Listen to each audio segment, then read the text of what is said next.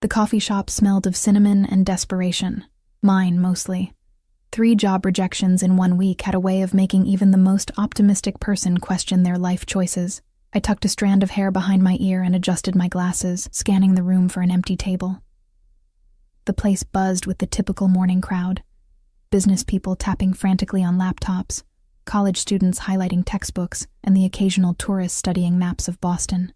I spotted a small table in the corner and made my way through the maze of chairs, clutching my mocha like it was the last life raft on a sinking ship. The coffee was overpriced, but I'd splurged anyway. Small comforts were all I had these days. As I settled into my seat, the bell above the door chimed. The casual hum of conversation dimmed immediately. It was subtle, like someone had turned down the volume knob on the room, but unmistakable. My eyes followed everyone else's to the entrance. A young man walked in, tall, perhaps 25, with dark hair that curled slightly at the ends, and striking blue eyes that contrasted with his olive skin. He wore a tailored black coat over a gray sweater, expensive but understated. Behind him, a much larger man in a dark suit entered, scanning the room with calculating eyes. The bodyguard's presence seemed to fill the space, making the coffee shop feel suddenly smaller. I watched as people averted their gazes, some shifting uncomfortably in their seats. The young man didn't seem to notice, or perhaps he was used to it. He moved with quiet confidence to the counter, where the barista's smile looked plastered on, her hands trembling slightly as she took his order. It wasn't hard to guess who he was.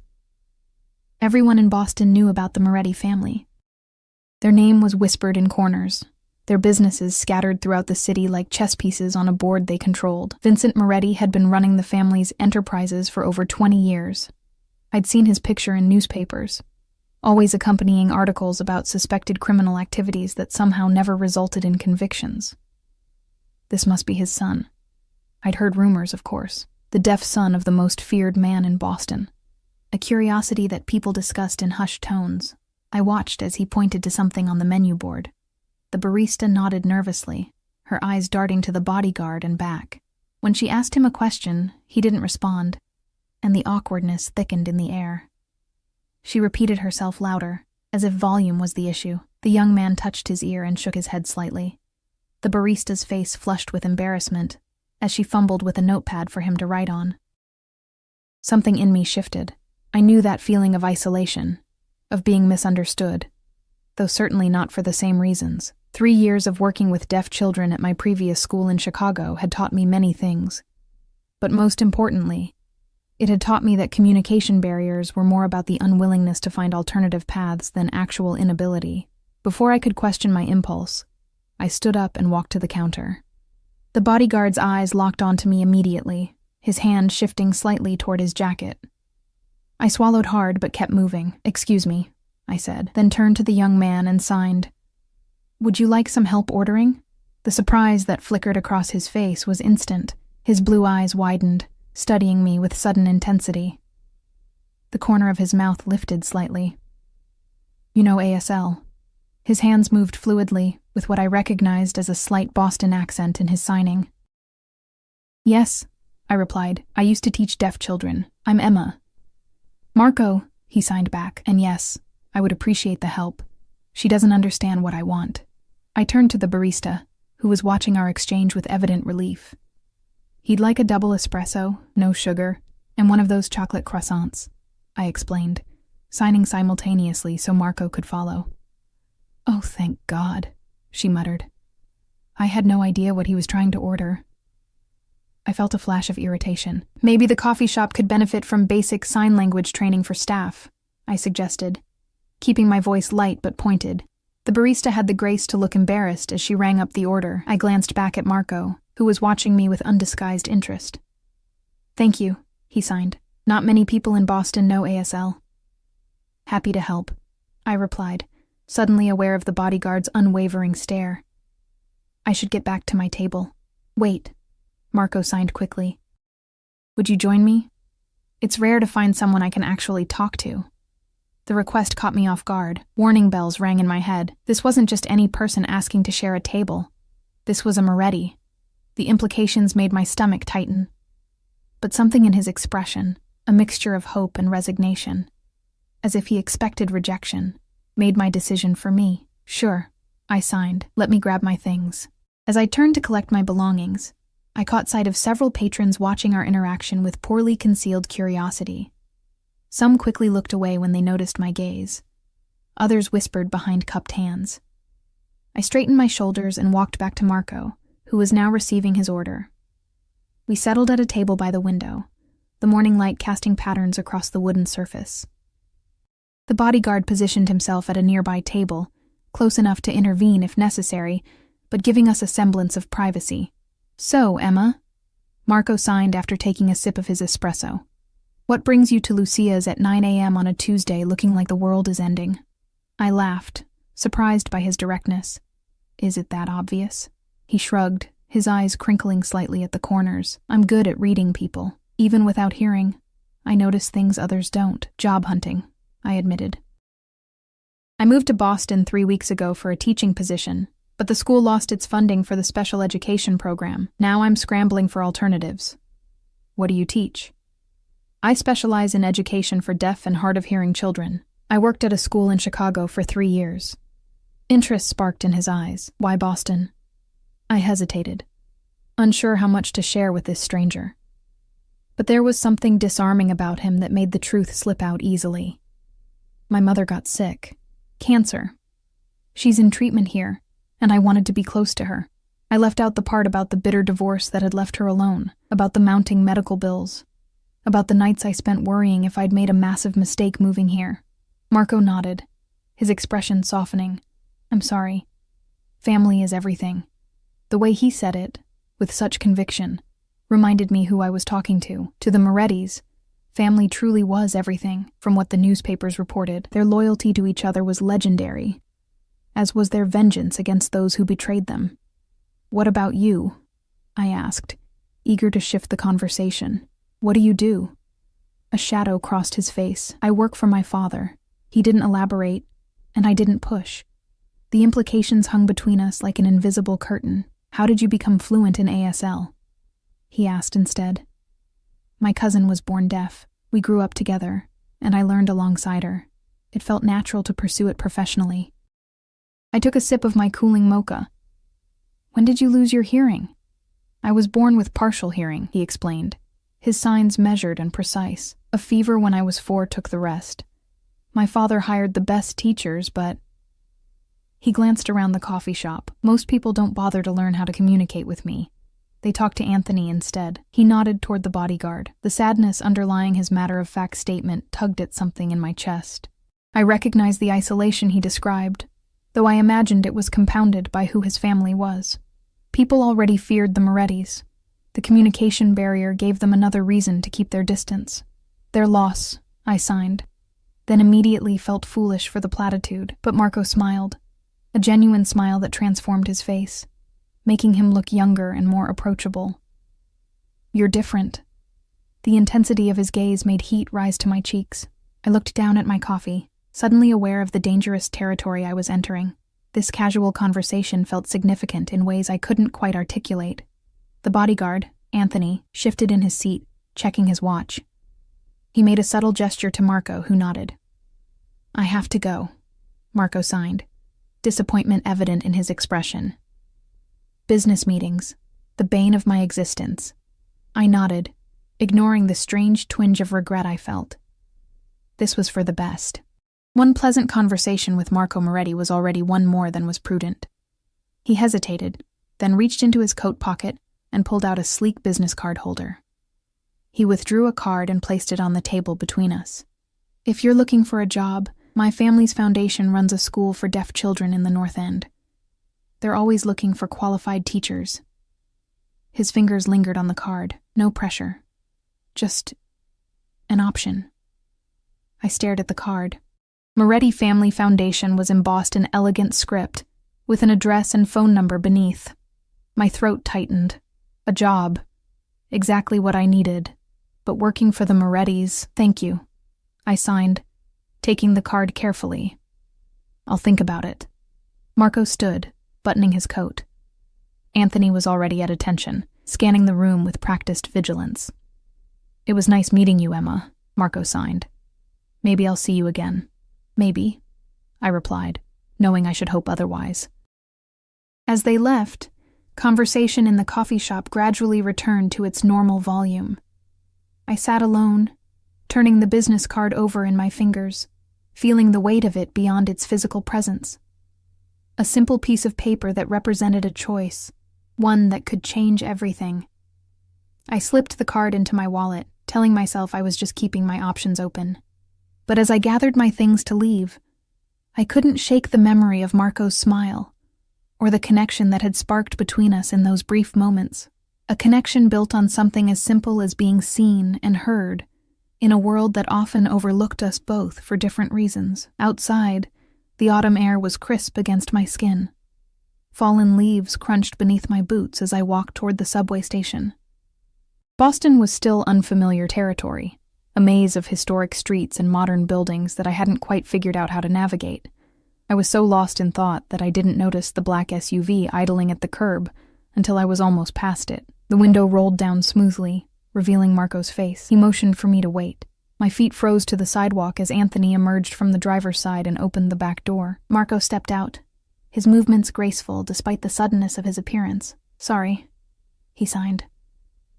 "I forgot to ask something important." My heart hammered against my ribs. "What's that?" "Your phone number," he signed, a hint of mischief in his eyes, "in case you have questions about the school." "Oh," I said aloud, forgetting to sign in my surprise. I quickly corrected myself, of course, for professional reasons. His smile widened, telling me he saw right through my pretense. Nevertheless, he pulled out his phone and handed it to me. I typed my number with trembling fingers, wondering if I was making the biggest mistake of my life. When I handed the phone back, our fingers brushed. The brief contact sent an unexpected jolt through me, and I quickly withdrew my hand. "Thank you, Emma," he signed. "I'll be in touch."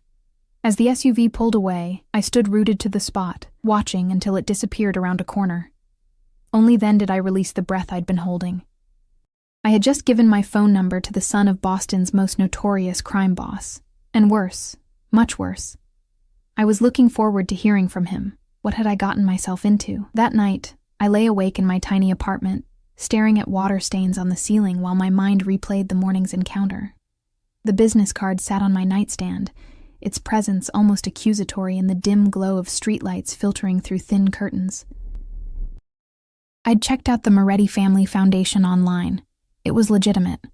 A well-funded school for deaf children, praised for its innovative programs and impressive results.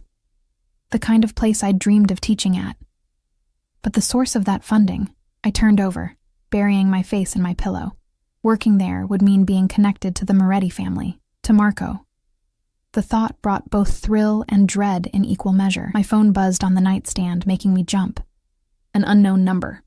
My pulse quickened as I opened the message. "It's Marco. Did you consider the school?" "No pressure, just curious." I sat up, clutching the phone. How did a simple text feel so weighted? I typed and deleted several responses before settling on. "Still thinking about it. It looks impressive." The reply came quickly. "Come see it tomorrow. I can show you around. 10 a.m.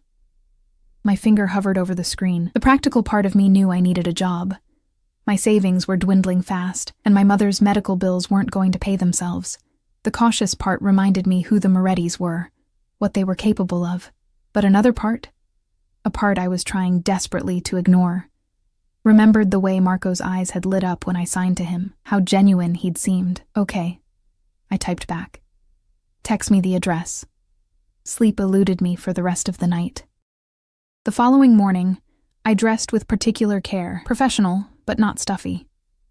Dark jeans, a cream blouse, and a navy blazer. My hair twisted into a neat bun.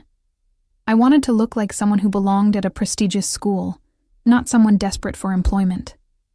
The Moretti Family School for the Deaf was housed in a beautifully renovated historic building in Boston's North End. Red brick and large windows, with a small courtyard where children played during what appeared to be a morning break. It looked nothing like what I'd imagined a mob-funded institution would be. It looked perfect. As I approached the wrought iron gates, I spotted Marco waiting at the entrance. He wore a light gray suit that accentuated his lean frame, his dark hair styled away from his face. He noticed me immediately, his expression brightening, Behind him stood Anthony, as ever. His watchful presence a stark reminder of who Marco was. "You came?" Marco signed when I reached him, a hint of surprise in his movements. "I said I would," I replied, trying to keep my signs casual despite my nerves. "Many people say things they don't mean." He signed, and there was a flash of something vulnerable in his eyes before his expression returned to polite interest. "Ready for the tour?" I nodded, and he led me through the gates. Children ranging from preschool to early teens moved around the grounds, some signing animatedly, others using a mix of sign and speech. They glanced curiously at me, but seemed completely comfortable with Marco's presence. A few even waved enthusiastically at him, and he returned their greetings with obvious affection. "They know you well," I observed. "I visit often," he signed. "It's important to me." We entered the building, where the halls were lined with colorful artwork. Marco guided me through classrooms equipped with the latest technology, a library with an extensive collection of resources for deaf education and specialized rooms for speech therapy and auditory training. Everything was state-of-the-art, better than any school I'd ever worked in. In one classroom, a teacher was instructing teenage students in advanced mathematics. When she spotted Marco, she smiled broadly and signed a greeting. Marco introduced me, explaining that I was considering joining the staff. "We desperately need someone for the elementary group," she signed. Our last teacher left for family reasons. "What age group?" I asked, professional interest overtaking my reservations. 7 to 9-year-olds, she replied. "Bright kids, but they need someone who really understands deaf education." "Are you certified?"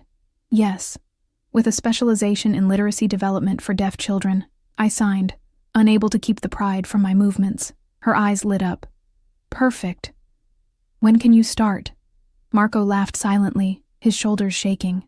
"Let her see the rest of the school first, Diane." As we continued the tour, I found myself increasingly impressed and confused. Everything about the school was legitimate, focused genuinely on providing quality education. The teachers were passionate, the facilities exceptional. It was difficult to reconcile with what I knew about the family behind it. We ended in a small garden at the back of the building, a peaceful space with benches and flowering plants. Anthony positioned himself near the door, giving us the illusion of privacy. "What do you think?" Marco asked, studying my face. "It's amazing," I admitted. "Better than anywhere I've taught before." He smiled, satisfaction evident in his expression. "The position is yours if you want it." I hesitated, the question burning inside me until I couldn't contain it any longer. "Why does your family run this school?" His expression sobered. "My father started it after I lost my hearing. He wanted a place where deaf children could get the education they deserved without the barriers I faced." His hands moved with careful precision. "Not everything my family does is what you read in newspapers." I knew I should leave it there, accept the explanation, and make my decision. But something pushed me further. "But the money that funds it," Marco's jaw tightened, a flash of hardness crossing his features, "comes from various Moretti businesses, all legitimate on paper." He studied me. "Does that bother you?" "It should. It absolutely should." Yet standing there, seeing what that money had created, a haven for children who might otherwise be overlooked, made everything less clear-cut. "I need to think about it," I signed honestly. He nodded, respecting my hesitation. "Of course. The school director's number is on the card I gave you. Call her when you decide." We walked back toward the entrance in silence. Children were returning to their classrooms, their animated signing creating a visual symphony around us. One little girl with pigtails ran up to Marco, tugging on his suit jacket. He crouched down immediately, his face softening as he signed with her. Their interaction was so natural, so genuine, that it made my chest ache. At the gate, Marco turned to me. "Whatever you decide about the job, would you have dinner with me tonight?" The invitation caught me off guard. "Dinner?" "Just dinner," he clarified. "I enjoy talking with you." His signs carried a sincerity that was difficult to doubt. Every rational thought in my head screamed caution. Getting involved with Marco Moretti on any level beyond professional was dangerous territory. Yet I found myself nodding. "Just dinner," I agreed. His smile was worth the risk, or at least that's what I told myself. I'll pick you up at 7. It wasn't until I was halfway home that I realized I never gave him my address. But of course, the son of Vincent Moretti wouldn't need to ask for such information. The thought should have terrified me more than it did. My mother called as I was getting ready that evening, her voice weaker than it had been the previous week. The treatments were taking their toll. I didn't mention Marco or the school, focusing instead on assuring her I was settling in well and had promising job prospects. Her concern for me, even through her own suffering, made guilt twist in my stomach. What would she think of me having dinner with a Moretti? At precisely 7, my buzzer rang. I took a deep breath, smoothed down my simple black dress, and pressed the intercom. "It's Marco," came Anthony's voice. I buzzed them in, heart racing. When I opened my apartment door, Marco stood there in a tailored navy suit, his presence somehow filling my shabby hallway with unexpected elegance. He took me in with an appreciative gaze that made heat rise to my cheeks. "You look beautiful," he signed. "Thank you," I replied, suddenly self-conscious of my modest dress and the small apartment visible behind me. "You look nice too." His smile was warm as he offered his arm. I took it, hyper-aware of the firm muscle beneath the expensive fabric, and of Anthony following 2 steps behind as we descended to the street. A sleek black car waited at the curb. Anthony opened the door, and Marco gestured for me to enter first. The interior was luxurious, soft leather seats and the subtle scent of cedar. "Where are we going?" I asked as Marco settled beside me. "A place where we can talk comfortably," he signed. "Do you trust me?"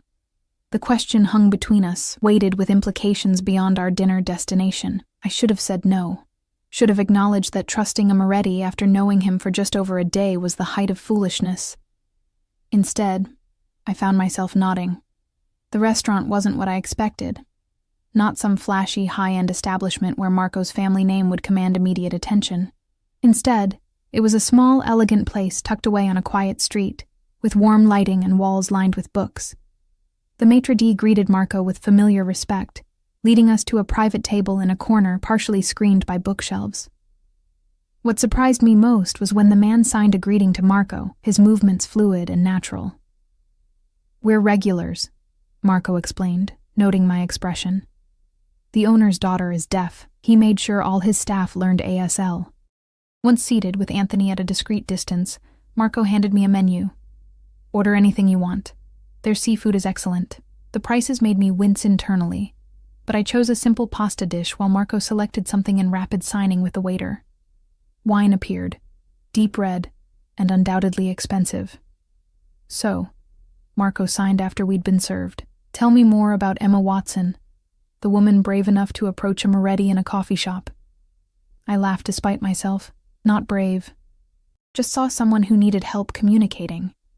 "Most people would have stayed in their seats," he countered. "What brought you from Chicago to Boston, really?" "Beyond your mother's illness." His perceptiveness was unsettling. I took a sip of wine, considering how much to share. I needed a fresh start, I admitted. "My fiancé and I broke up 6 months ago. Then my mother got sick. It seemed like the right time to make a change." "I'm sorry about your mother," he signed, his expression genuinely sympathetic. "And the fiancé, his loss." The compliment made me flush. "What about you?" I deflected. "Have you always worked for your father?" A shadow crossed his face. "Since I was 18. It's expected." His signs became more measured, controlled. "My father believes family business stays in the family. Is that what you want?" I asked, bold from the wine and the intimate setting. Marco's eyes met mine, intense and unreadable. What I want has rarely been relevant. The answer sent a chill through me, a reminder of the world he inhabited. Before I could respond, he continued. "But the school is mine, my project. The one thing my father gave me complete control over. Suddenly, his investment in it made sense, why he visited often, why he personally showed me around. It wasn't just family obligation. It was his passion." "It shows," I signed.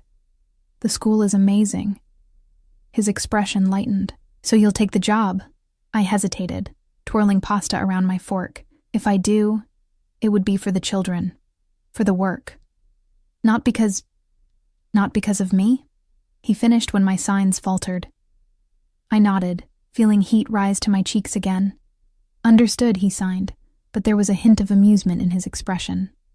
Though I won't pretend I wouldn't enjoy seeing you there. The rest of dinner passed in surprisingly comfortable conversation. Marco was well-read, with opinions on everything from politics to film. He asked thoughtful questions about deaf education and listened intently to my answers. By dessert, I'd almost forgotten who he was. Almost. Reality crashed back when a man approached our table, his manner deferential but urgent. He bent to whisper something to Anthony, who immediately came to Marco's side. The bodyguard signed discreetly, his movements shielded from my view. Marco's expression hardened, the warmth I'd grown accustomed to throughout dinner replaced by something cold and distant. He nodded once, then turned back to me. "I'm sorry," he signed.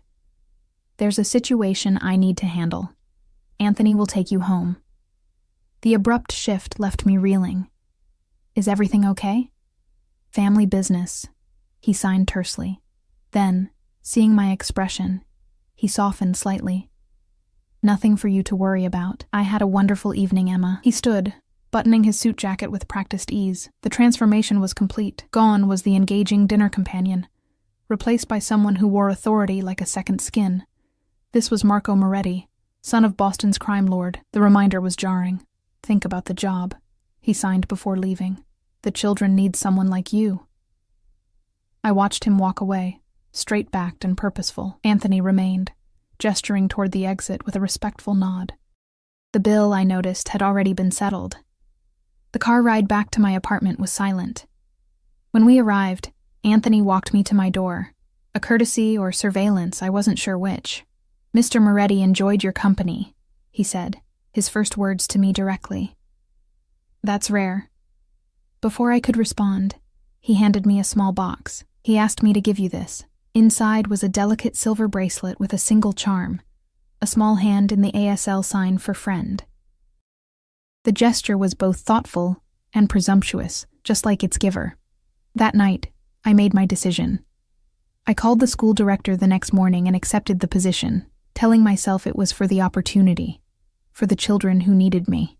Not for the man whose blue eyes and fluid signs had somehow slipped past my defenses in less than 48 hours. I started the following Monday, determined to keep things professional. But as I arranged my new classroom, I couldn't help wondering when I would see Marco again and what complications would follow when I did. 3 weeks into my new job, I'd fallen in love with the school. My students were bright, eager, and responded well to my teaching methods. The facilities were everything I could have dreamed of, and my colleagues welcomed me warmly. If I occasionally glanced at the entrance, hoping for a glimpse of dark hair and blue eyes, I refused to acknowledge it, even to myself. Marco hadn't returned to the school since our dinner. No calls, no texts. The silver bracelet remained in its box, untouched. I told myself it was for the best, that the connection I'd felt had been magnified by the novelty of meeting someone who could sign, by the excitement of a new city and a fresh start. Yet disappointment lingered. "Emma?" Diane caught my attention as I was gathering my things after the school day ended. "There's a staff meeting in 10 minutes. Didn't you see the email?" I shook my head, following her to the conference room. Most of the teachers were already seated, an air of anticipation palpable in the room. I slid into an empty chair, raising my eyebrows questioningly at Diane. "Quarterly budget review," she signed discreetly. "The Moretti Foundation representatives attend." My heart skipped. "Representatives?"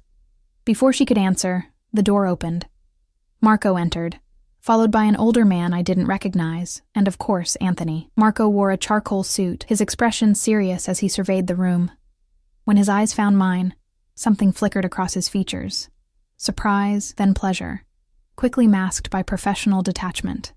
The school director, Patricia, began the meeting, reviewing the past quarter's achievements and challenges. I tried to focus, but my awareness of Marco's presence made it difficult. He sat at the head of the table, occasionally signing questions or comments, his movements precise and authoritative. This was a different Marco than the one who had dined with me, This was the businessman, the Moretti heir. The juxtaposition was jarring. When the meeting concluded, teachers began filtering out. I gathered my notes, planning a quick escape, but Marco intercepted me at the door. "I didn't know you'd taken the job," he signed, his expression guarded. "I started 3 weeks ago," I replied, keeping my signs professional despite the flutter in my chest. "Your father's representatives hired me. I've been away on business." A pause, his eyes searching mine.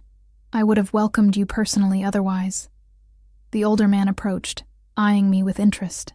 Marco straightened slightly. "Father, this is Emma Watson, our new elementary educator," he said aloud, his voice startling me. I'd never heard him speak before. His speech was slightly impaired but understandable, the words carefully formed. "Emma, my father, Vincent Moretti." I froze. Vincent Moretti stood before me, immaculately dressed in a tailored suit that probably cost more than my monthly rent. His hair was silver at the temples, his face lined but handsome, with the same striking blue eyes as his son. Power emanated from him like heat from a flame. "Miss Watson," he said, extending his hand. "Marco tells me you're quite talented with our children." I shook his hand, acutely aware of its firmness. "I'm still getting to know them, but they're wonderful students. My son has excellent judgment about people," Vincent continued, his gaze assessing. "A valuable quality in our line of work." Marco shifted slightly, signing something to his father that I couldn't quite catch. Vincent's eyes narrowed, but he nodded. "We're having a family dinner this Sunday," Vincent said, returning his attention to me. "Marco would like you to attend." It wasn't a request, it was a statement of fact. I glanced at Marco, whose expression remained carefully neutral.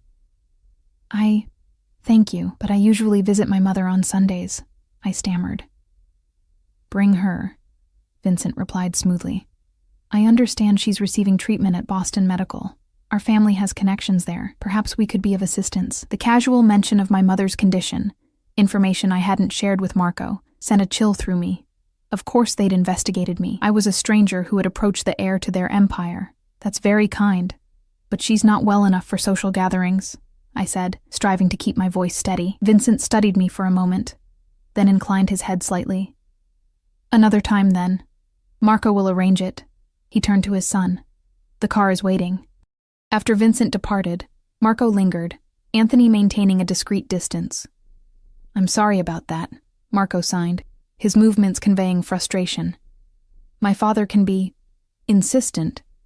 "He investigated me," I signed back, unable to hide my discomfort. Marco's expression turned apologetic. "Standard procedure for anyone who works closely with family." "I should have warned you. Is that what I'm doing? Working closely with family?" The question carried more weight than I intended. His eyes held mine. "I'd like you to be." The directness of his response caught me off guard. Before I could formulate a reply, he continued, "Have dinner with me tomorrow. Just us." He paused. "Please." I should have declined. Should have established firm boundaries. Instead, I found myself nodding. "Good," he signed, relief evident in his expression. "I'll pick you up at 7. As I watched him leave, Diane appeared at my side, her eyes wide. "Vincent Moretti knows who you are," she signed rapidly. "Do you realize how unusual that is?" I did, and that knowledge sat uneasily in my stomach long after I returned home. The next evening, Marco arrived alone.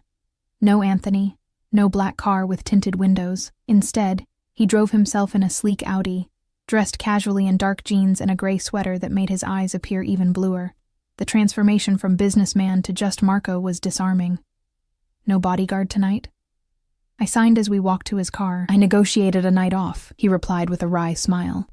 It wasn't easy. He drove us to a small Italian restaurant on the waterfront, far from the tourist areas. The owner greeted him warmly, leading us to a table on a private terrace overlooking the harbor. Marco ordered in fluid Italian, his hands occasionally moving in gesture as he spoke. "This place reminds me of home," he signed when the owner left. "My grandmother's cooking." "You speak Italian too," I observed. "And English." "That's impressive for someone who lost their hearing young." "My father insisted," he explained. "Reading lips, speech therapy, multiple languages." He was determined my deafness wouldn't limit me. There was a complex mixture of emotions in his expression: gratitude, resentment, pride. Was it difficult, growing up as Vincent Moretti's son? Marco considered the question, his fingers absently tracing the stem of his wineglass. Being a Moretti comes with expectations. Being the deaf son of Vincent Moretti, that came with something to prove. And have you proven yourself? I asked, genuinely curious. His smile didn't reach his eyes. Every day, the food arrived. Authentic Italian dishes that tasted like they'd come from a grandmother's kitchen rather than a restaurant. As we ate, Marco gradually relaxed, the weight of his family name seeming to lift slightly from his shoulders. Tell me about your mother, he signed between courses. I hesitated, then decided honesty was best. She has lymphoma. The prognosis is uncertain. I swallowed hard. The treatments are expensive, even with insurance. Marco nodded, his expression softening. That's why you needed the job so badly. One of the reasons, I admitted. He was quiet for a moment, seeming to debate something internally. Let me help. I stiffened immediately. I don't want charity. Not charity, he clarified quickly. We have connections at the hospital. Better doctors, experimental treatments, no strings attached. There are always strings, I signed, my movements sharp with sudden anger, especially with your family. As soon as the words left my hands, I regretted them. Marco's expression closed off, the openness of moments before replaced by careful control. I'm not offering Moretti money, he signed after a tense pause. I'm offering access to resources that could help your mother. But if you'd rather maintain your moral high ground than accept help that could save her life, that's your choice. Shame washed over me, followed by confusion. Was I being proud or prudent? Where was the line between accepting help and becoming indebted to a family like the Morettis? I'm sorry, I signed eventually. It's complicated. His expression softened. Life usually is. He reached across the table, his fingers brushing mine briefly. Think about it. The offer stands, no matter what. No matter what. The phrase lingered in my mind. No matter what happened between us. No matter if I reciprocated the interest I saw in his eyes. The rest of dinner passed in lighter conversation. Marco told stories about the school's founding, about his travels, about books he'd read recently. I found myself laughing, relaxing into his company despite all my reservations. When he suggested a walk along the harbor afterward, I agreed readily. The night was cool, stars visible despite the city lights. We strolled in comfortable silence, our hands occasionally brushing. The contact sent small shocks through me each time. Eventually, we stopped at a secluded viewpoint, the city's skyline glittering across the water. I've missed talking with you, Marco signed, turning to face me. These past weeks, I wanted to see you, but there were complications. What kind of complications? I asked, aware of how close we were standing, of the intensity in his gaze. Family business, he replied. The standard answer, then surprising me. A territorial dispute that needed resolution. My father sent me to New York to handle it. The casual reference to what was almost certainly illegal activity should have repulsed me. Instead, I found myself appreciating his honesty, however limited. Why me, Marco? I signed, the question that had been burning inside me since our first meeting. Why are you pursuing this, whatever this is? His expression turned serious, contemplative. When you first signed to me in that coffee shop, you saw me. Not the Moretti heir, not the deaf man everyone avoids, just me. He paused. Do you know how rare that is in my world? The raw honesty in his eyes made my chest tighten. I understood isolation, had felt it acutely since moving to Boston. But Marco's isolation was different, built of fear, deference, and communication barriers all at once. Before I could respond, he stepped closer, one hand gently cupping my cheek. His eyes asked a question, and despite every rational thought screaming caution, I nodded slightly. His lips met mine, soft and tentative at first, then with growing intensity as I responded. His arms encircled me, strong and secure, and I felt myself melting into him, all reservations temporarily forgotten. When we finally broke apart, both slightly breathless, Marco's eyes were dark with emotion. "I've wanted to do that since I saw you in that coffee shop," he signed. I laughed softly. That would have been forward, even for a Moretti. His answering smile was everything I'd been trying not to want. We walked back to his car, hand in hand, the night air cool against my flushed skin. The drive to my apartment was charged with unspoken tension, his hand occasionally finding mine across the console. At my door, he kissed me again, deeper and more urgent. It would have been so easy to invite him in, to let whatever was building between us continue its natural progression. Instead, I pulled back slightly.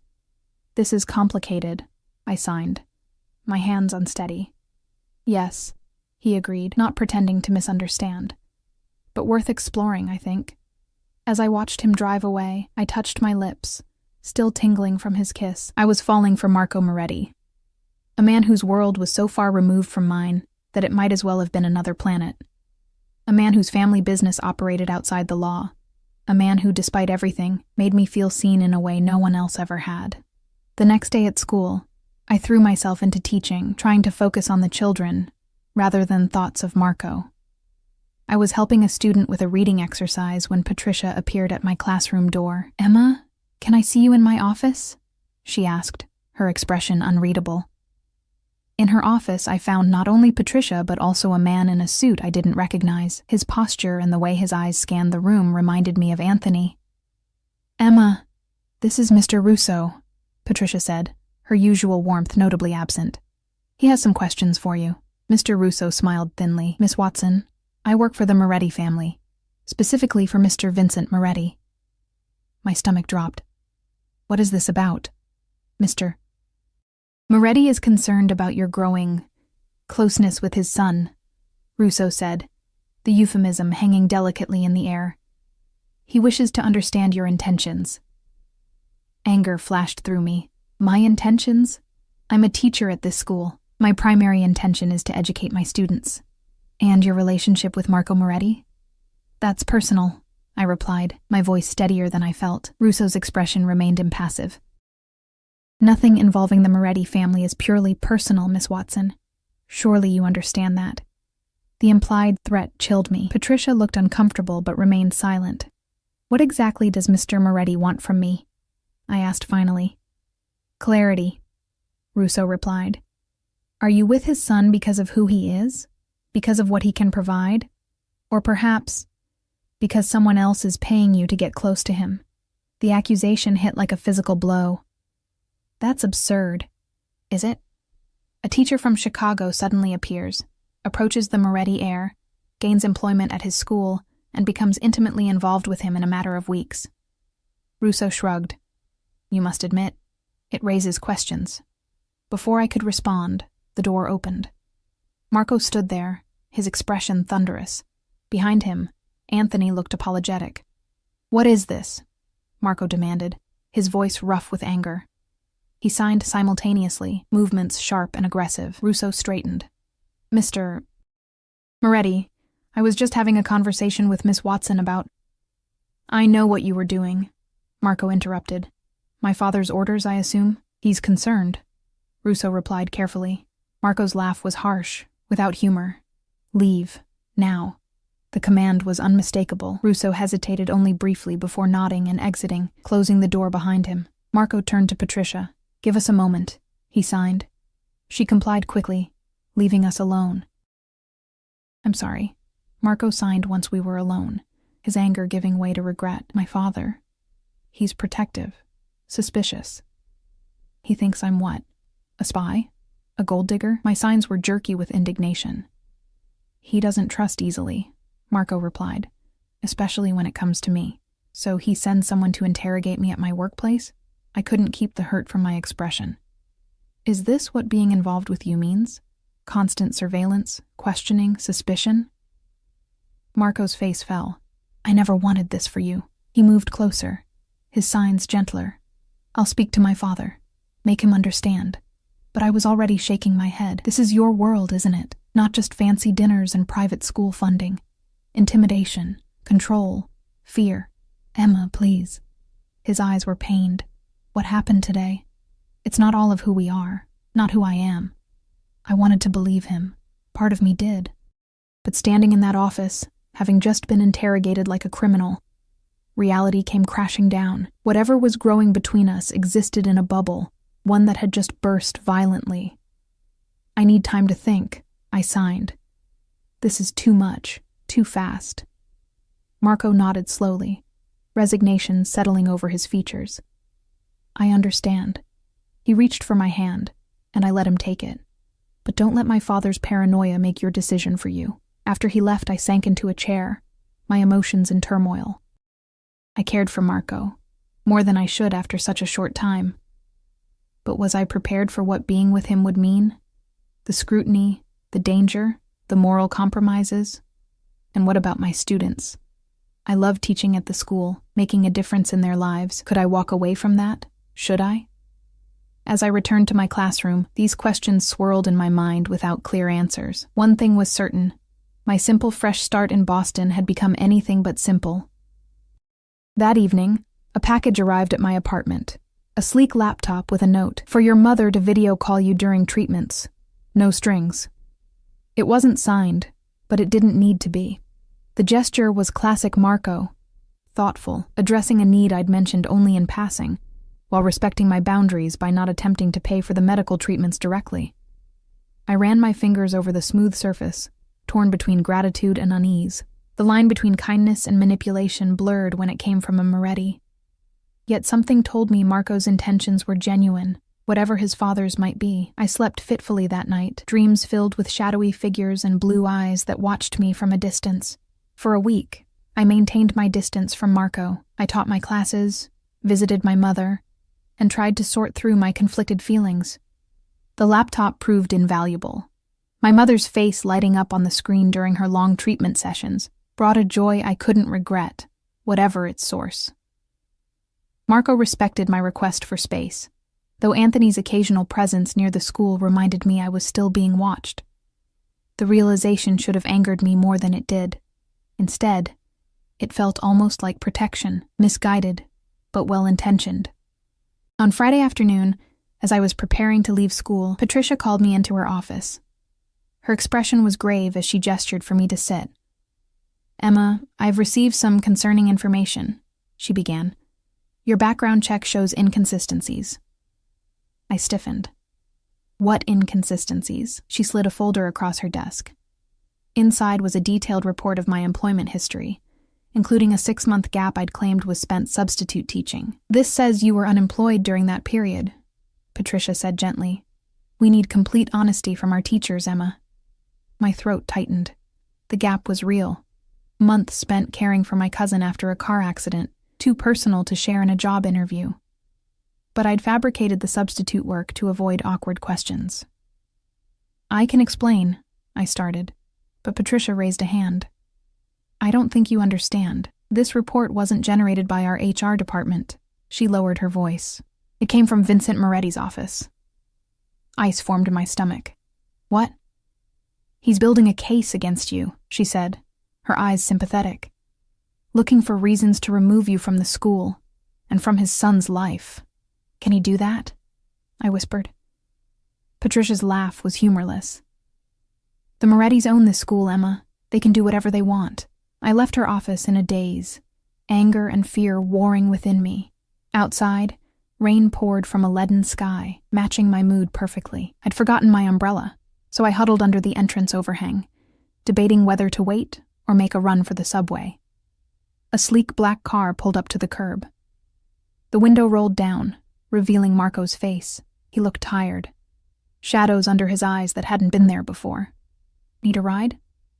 He signed through the open window. Pride told me to refuse, to maintain the distance I'd established. But the rain was coming down harder now, and the hurt and confusion of the past week had left me exhausted. I nodded, hurrying to the car. Inside, the warmth and Marco's familiar scent, sandalwood and something uniquely him, enveloped me. Anthony drove silently as we pulled away from the curb. "Your father is investigating me," I signed without preamble, "trying to get me fired." Marco's jaw tightened. "I know. I've been fighting him on it all week." Why? What have I done to make him so suspicious? Marco hesitated, then signed. It's not you specifically. It's anyone who gets close to me that isn't under his control. His expression was pained. My father believes everyone has an agenda. And what do you believe? I challenged. His eyes met mine, intense and unwavering. I believe in what I see, what I feel, what I know about you. The sincerity in his gaze made my anger falter. Your father could destroy my career, Marco. He's already found things in my background. The gap in your employment? At my surprised look, he continued, I saw the report. I told him it was irrelevant. It's not irrelevant if it gets me fired. Marco's expression hardened with determination. That won't happen. I won't let it. How can you stop it? I signed, frustration evident in my movements. You said yourself, your father controls everything. Not everything, Marco replied. Not this. Not us. The us hung between us, a concept both terrifying and thrilling. Before I could respond, he continued. Come to dinner tomorrow night, he signed. My house. I want to show you something. After everything, I should have declined. Yet looking at him, the earnestness in his eyes, the tension in his shoulders that spoke of battles fought on my behalf, I found myself nodding. Just dinner, I qualified. His smile was worth the risk. Just dinner. And maybe a revelation or two. The next evening found me at an elegant brownstone in Beacon Hill, far grander than I'd imagined. Anthony admitted me with a respectful nod, leading me through a foyer adorned with tasteful artwork to a spacious living room. The decor surprised me. Warm colors, comfortable furniture, bookshelves filled with well-worn volumes. Not the cold, ostentatious display of wealth I'd expected from a Moretti. Marco emerged from what appeared to be a kitchen, dressed casually in jeans and a simple button-down shirt, sleeves rolled to the elbows. Seeing him in this domestic setting, away from his father's shadow, made something shift in my perception. Welcome to my home, he signed. His movements relaxed. Not what you expected? I smiled ruefully. I think I pictured something more mobster chic. Gold fixtures and security cameras. He laughed. The security system is state-of-the-art, but hidden. As for the decor, this is my space. The one place I don't have to be a Moretti. The distinction was telling. He gave me a tour. A home office with specialized computer equipment, a small gym, a kitchen where something delicious simmered on the stove.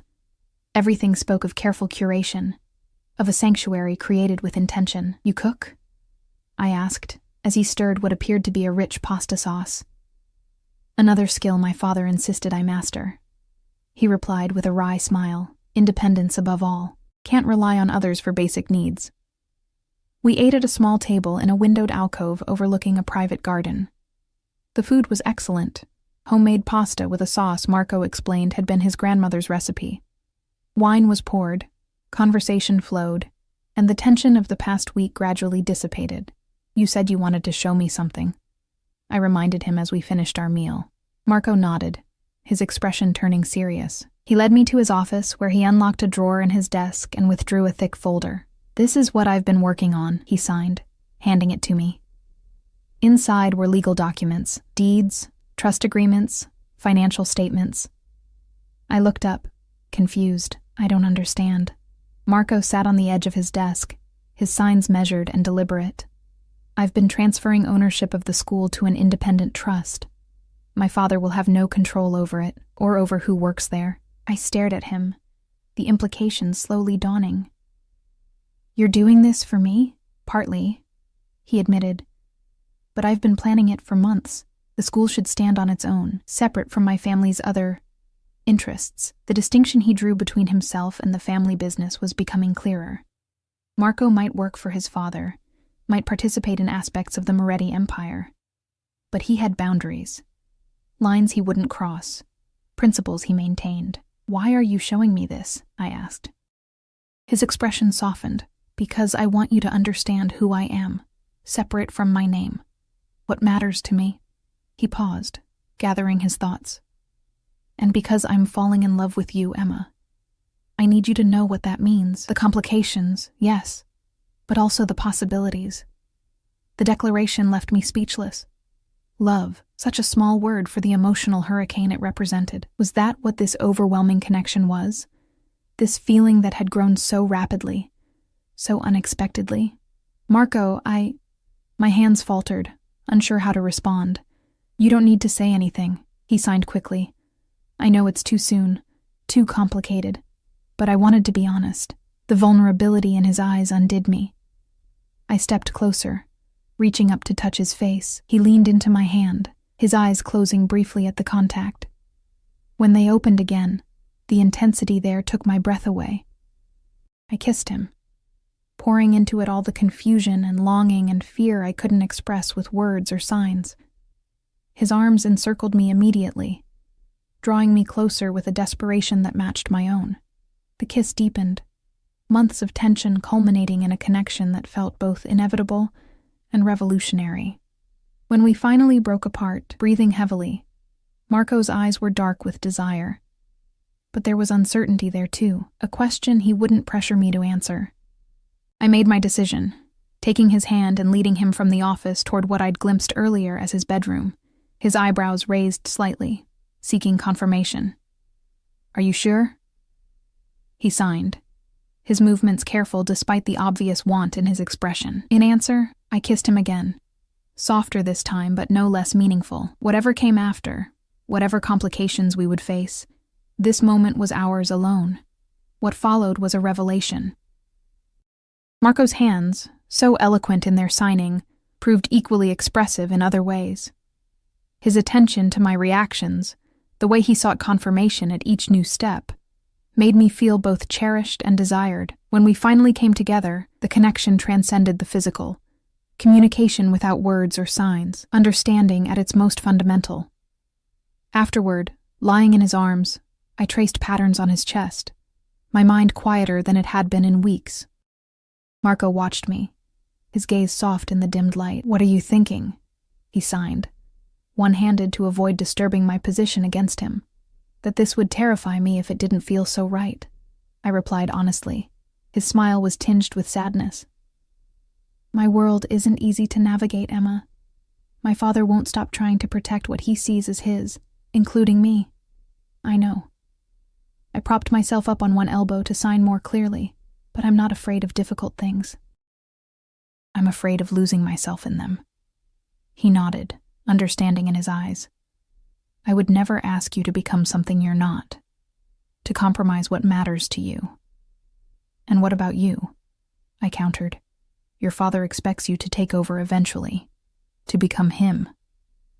Marco's expression darkened. That's a battle I've been fighting my whole life. His signs became more emphatic. I work for my father. I respect him. But I'm not him, and I never will be. The conviction in his movements reassured me more than any promise could have. Whatever path Marco walked, it was his own. Influenced by his family but not dictated by it, we spent the night together, talking into the early hours, sharing stories and dreams in the intimate darkness. I learned about his childhood struggles with deafness, his complicated relationship with his father, his hopes for the school. In turn, I told him about my cousin who had inspired my career, my mother's illness, my broken engagement to a man who'd ultimately found my dedication to deaf education limiting. Morning found us tangled together, sunlight streaming through half-drawn curtains. I watched Marco sleep, his face relaxed and younger without the weight of the Moretti name visible in his expression. For a moment, we were just two people who had found each other against the odds. No family complications, no moral quandaries. The illusion shattered with the vibration of Marco's phone on the nightstand. He stirred, reaching for it with practiced habit. Whatever he read caused him to sit up abruptly, fully awake. What's wrong? I signed, alarmed by his sudden tension. My father, he signed back, already rising from the bed. Emergency meeting at the house, I have to go. I nodded, trying to hide my disappointment as he dressed quickly. He paused, sitting on the edge of the bed to take my hand. Last night meant everything to me, he signed, his expression earnest. We'll talk more when I get back. After a lingering kiss, he was gone, leaving me alone in his house. Anthony, I presumed, had gone with him. The sudden solitude felt strange after the intimacy of the night. I showered and dressed, finding my way to the kitchen where I discovered a coffee maker and helped myself. As I sipped from a mug, wandering the living room and examining Marco's book collection, the front door opened. Expecting Marco, I turned with a smile that died instantly. Vincent Moretti stood in the doorway, impeccably dressed despite the early hour. His eyes took in my presence, wearing yesterday's clothes, clearly having spent the night, with cold calculation. "Miss Watson," he said, his tone deceptively mild. "How convenient to find you here."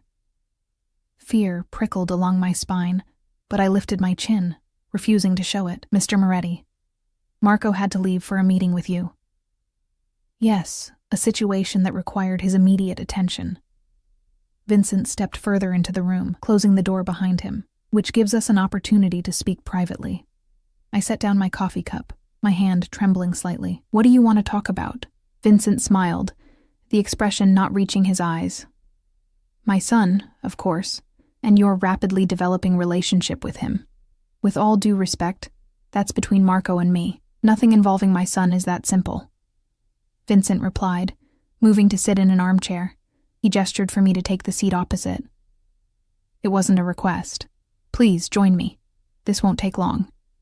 I sat reluctantly, my back straight and tense. Vincent studied me for a moment, his gaze unsettlingly similar to Marco's but lacking the warmth. "Do you know why I created that school, Miss Watson?" The question caught me off guard. "For Marco. After he lost his hearing." Vincent nodded. "My son faced a world that would see his deafness as a weakness. I refused to allow that." His expression hardened. "Everything I've built, everything I've done, has been to protect my family, to ensure Marco would never be vulnerable." "He's not vulnerable," I countered. "He's one of the strongest people I've ever met. Yes, because I made him that way." Vincent leaned forward slightly, "But he has one persistent weakness. His heart. His desire to see the good in people." I bristled at the implication. "And you think I'm exploiting that? I think my son is infatuated with a woman who appeared suddenly in his life, who happens to speak his language, who needed a job that we conveniently provided." Vincent's voice remained calm, which somehow made it more threatening. "A woman whose background investigation reveals interesting gaps and inconsistencies." "You mean the 6 months I spent caring for my cousin after her accident?" I challenged. "Is that the great secret you think gives you power over me?" Surprise flickered briefly in his eyes. "Marco told you about the investigation." "Yes, he did, because unlike you, he trusts me." Vincent smiled thinly. "Trust is a luxury in our world, Miss Watson. One we cannot always afford."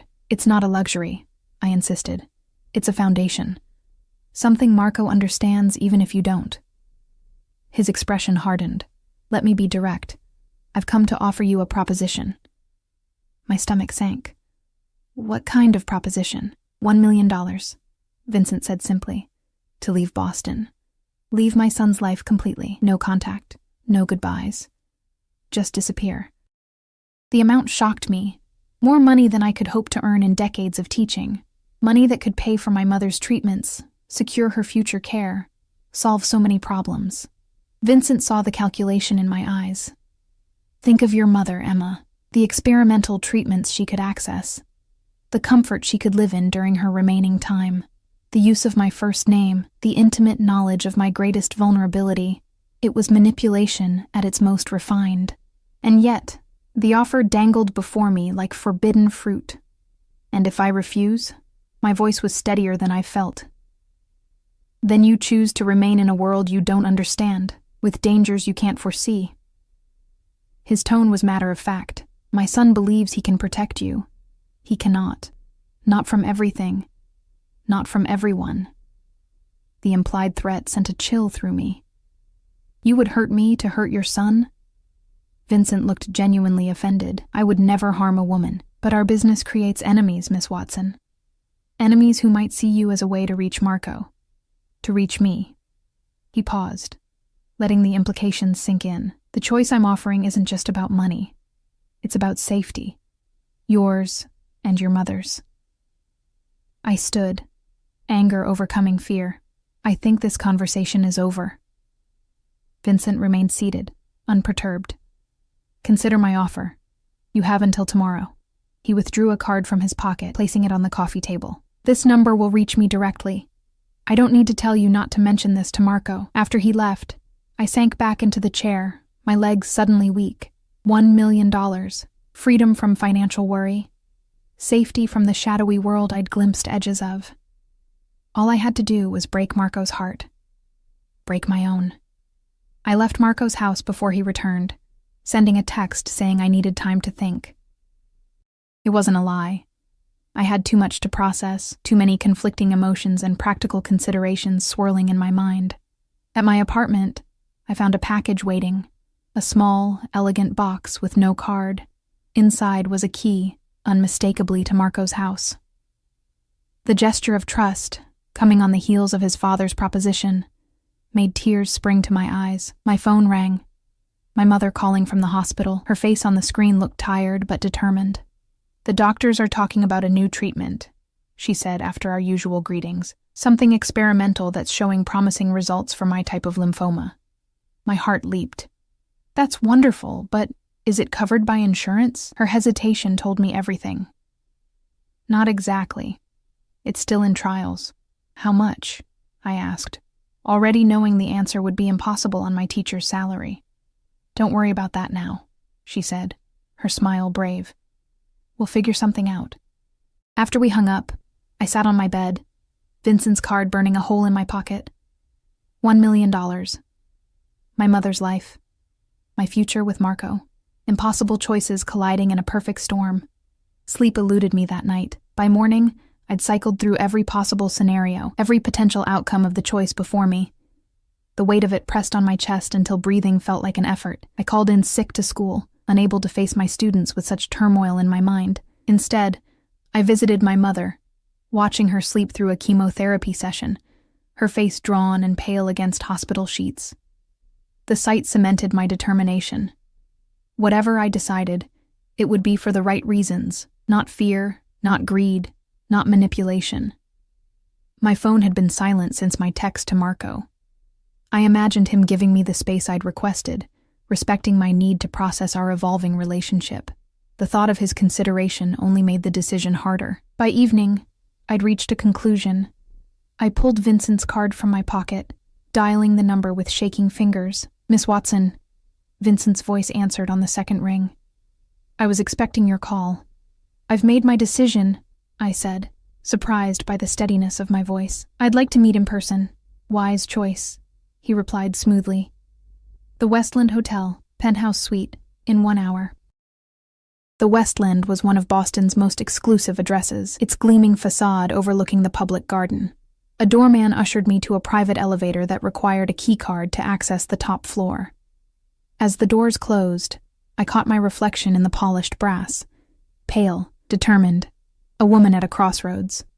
Vincent waited in a living room larger than my entire apartment, Boston's skyline glittering through floor-to-ceiling windows behind him. He stood as I entered, gesturing toward a chair opposite his own. A glass of amber liquid sat untouched on the table between us. "You've considered my offer," he stated rather than asked. "Yes." I met his gaze directly, and I'm declining it. Surprise flickered across his features before his expression settled into careful neutrality. "May I ask why?" "Because leaving wouldn't protect Marco. It would only hurt him." I leaned forward slightly. "And because your son deserves to make his own choices. About his life. About who he loves."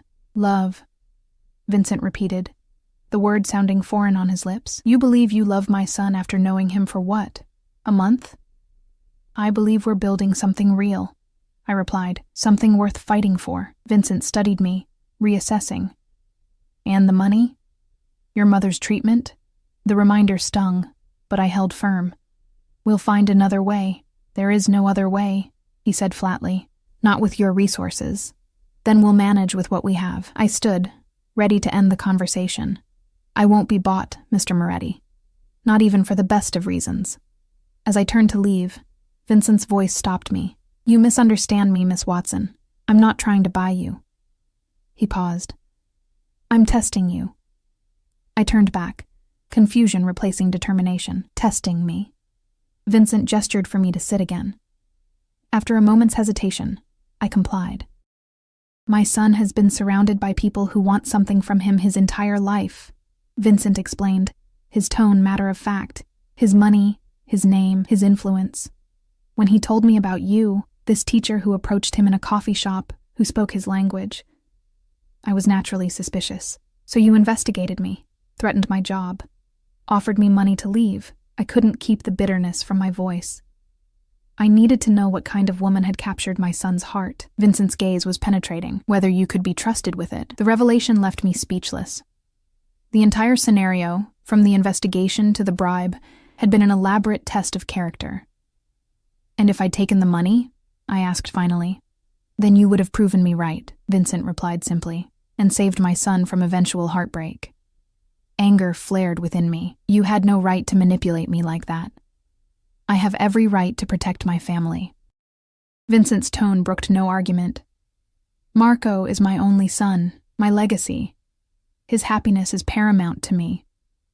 And what about his agency, his right to choose his own path? A shadow crossed Vincent's face.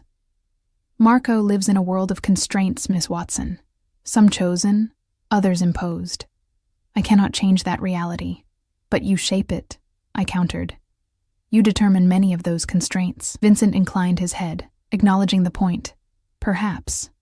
But others exist beyond even my control. He reached for his untouched drink, taking a measured sip. Marco tells me you make him happy. That you see him. Not the Moretti heir, not the deaf son, just him. I nodded, uncertain where the conversation was heading. Do you understand what it means to be with him? Truly understand? Vincent's eyes held mine, the scrutiny, the danger, the compromises. I'm beginning to, I replied honestly. Vincent set down his glass with deliberate care. The position at the school is yours for as long as you want it.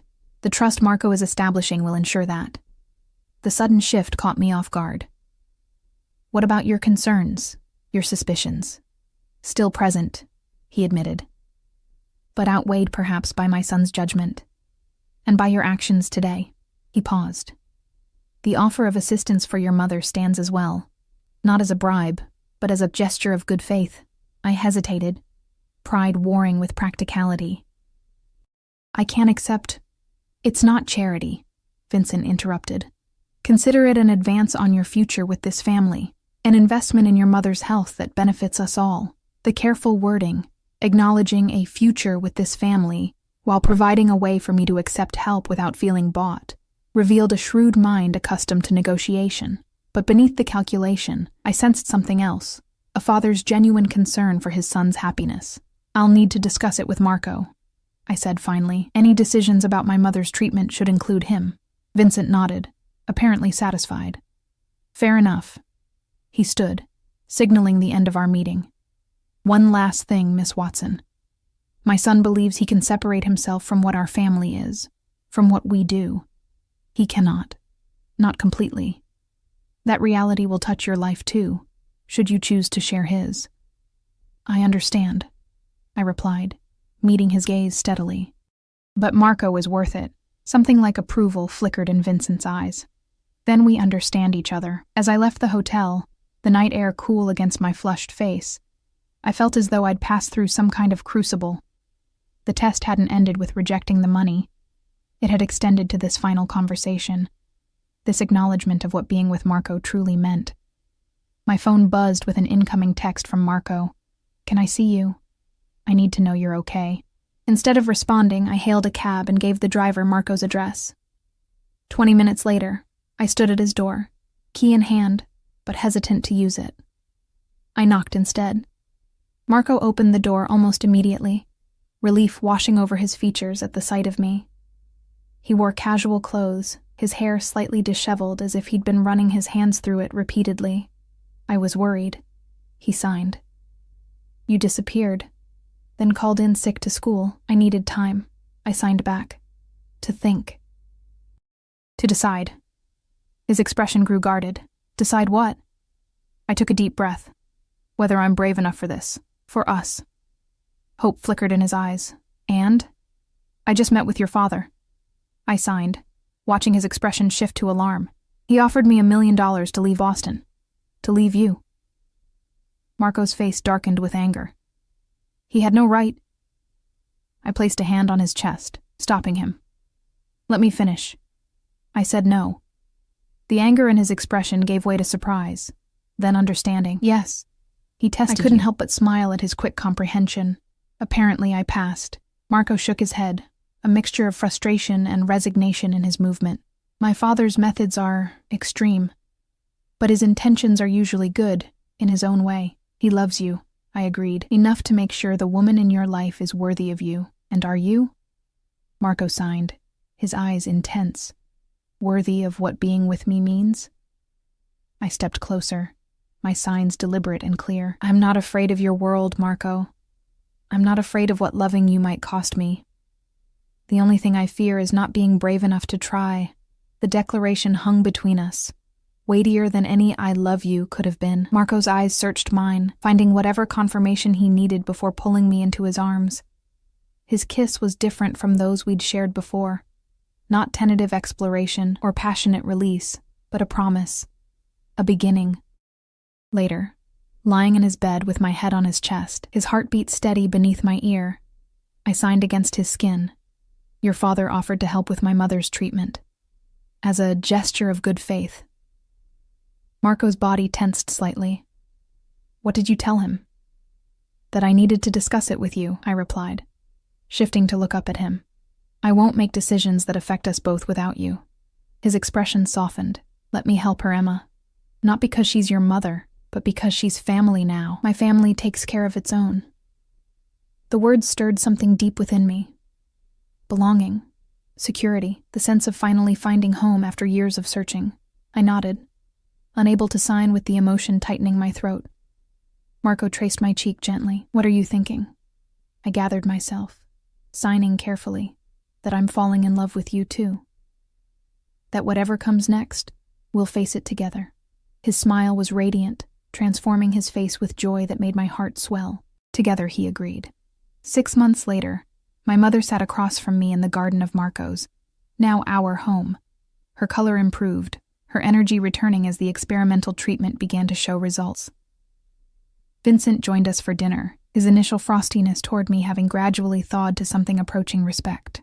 The school trust was finalized, ensuring its independence from Moretti family business while maintaining the financial support it needed to thrive.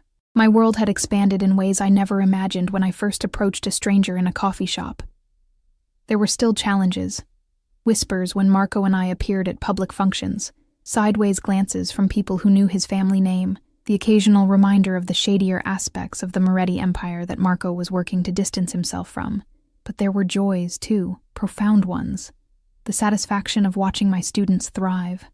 The deep connection Marco and I continued to build, bridging our different worlds with love and understanding. The sense of family that had formed around us, imperfect, but fiercely loyal.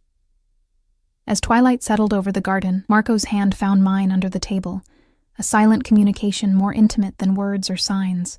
His eyes asked a question I'd answered months ago and continued to answer every day. Was it worth it? This complicated life we'd built together. This love that had emerged from an unexpected moment of connection. I squeezed his hand, my answer unchanged. For him, for us, I would choose this life again and again, complexities and all. The path forward wasn't perfect or simple. The Moretti name still carried its weight of history and expectation. But Marco and I were writing our own story now, one that acknowledged the past without being defined by it, a story that had begun with a simple act of communication in a coffee shop and had grown into something neither of us could have imagined. As darkness fell and lights illuminated the garden, casting soft shadows across familiar faces, I felt the rightness of where I was, who I was with. Whatever came next, whatever challenges or joys awaited us, we would face them as we had faced everything since that first meeting, together, speaking a language all our own, finding connection in a world that had once left us both isolated in different ways. Marco caught my gaze across the table, his eyes warm with understanding. He raised his glass slightly, a private toast only I would recognize. To beginnings, to courage, to love that transcended barriers of all kinds. I raised my glass in return, my heart full with the certainty that some risks were worth taking, some connections worth fighting for. In choosing Marco, I had chosen a complicated path, but also one filled with depth, with meaning, with a love that saw beyond surface and circumstance to the person beneath. And in the end, isn't that what we all seek?